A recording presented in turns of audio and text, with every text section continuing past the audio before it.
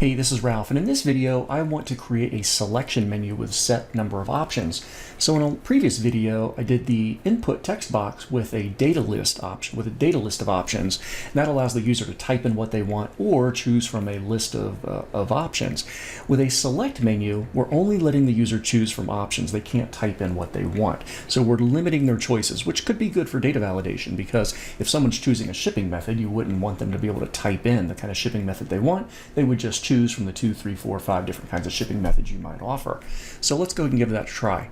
Or for things like state or city, well, for city it would just be a text box, but definitely for state you would just give that preset list of options.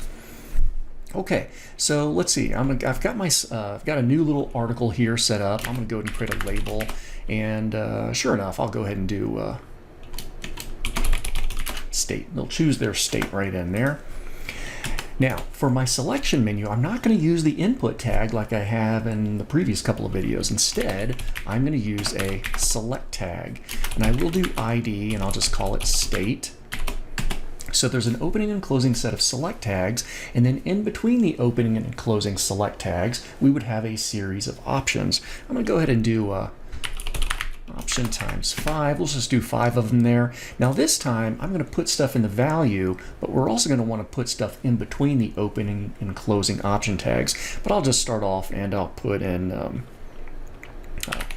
OR, WA, CA, ID, and UT. Okay, so that's all I'm going to do for now. Let's see how this looks pretty much in a default state. So I'm going to jump over here. There's my little selection menu. It looks pretty sad and pathetic. I will do this. This isn't going to fix my problem, but just so it stands out a little bit, I'm going to head over to my form element styles, and yeah, I guess I'll style this one here. My select is going to have a font size of 1.4. Let's see if that does anything for it. Nope, it doesn't do there because there's no size to it yet. And do I already have a width and height set on anything? I don't, so we'll just wait till we get that font size in there. So my selection menu is pretty boring. However, once I start to put in some stuff in the options, now this is what the user is going to see on screen. So we'll have Oregon, Washington,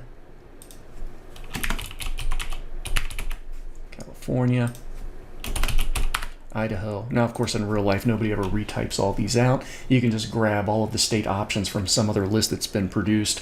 There's no copyright. This is not a creative work when you have a series of options that are just for states. So there we go. Now that we've got some content in there, check this out.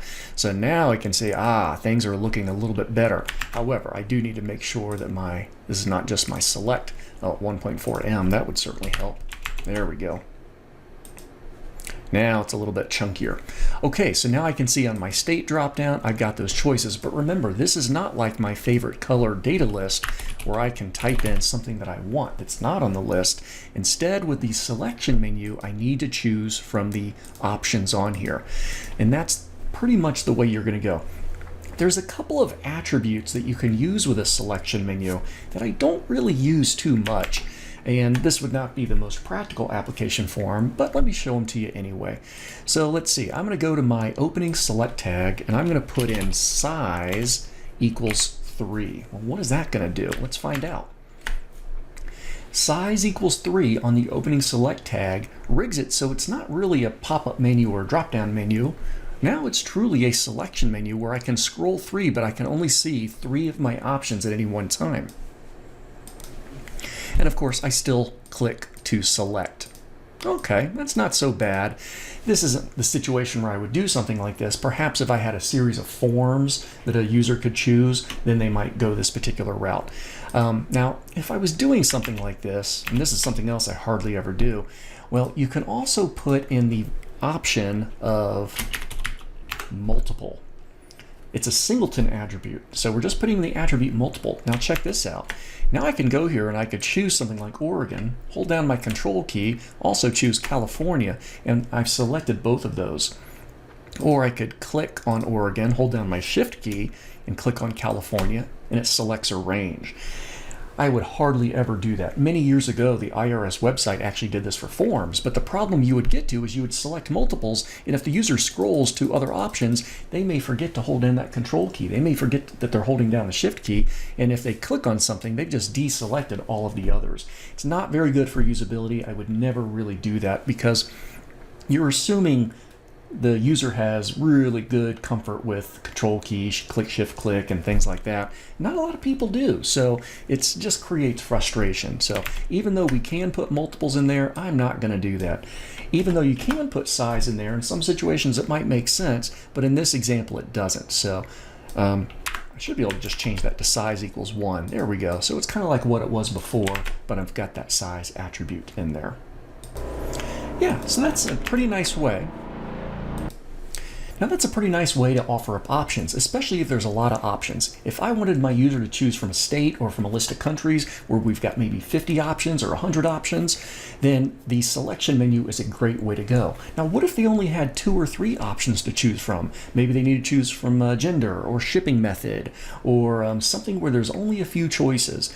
Well, for that one, you could go to the select menu, and a lot of places do. What shipping method do you want? Choose from one of the 3 methods, and it's a selection menu. Or, for limited options, we might go for a set of radio buttons. Radio buttons also provide options, and the user can choose one from those options, but it's a way that you can display all of the options to the user so they can pick from it. So in another video, I'd like to try radio buttons.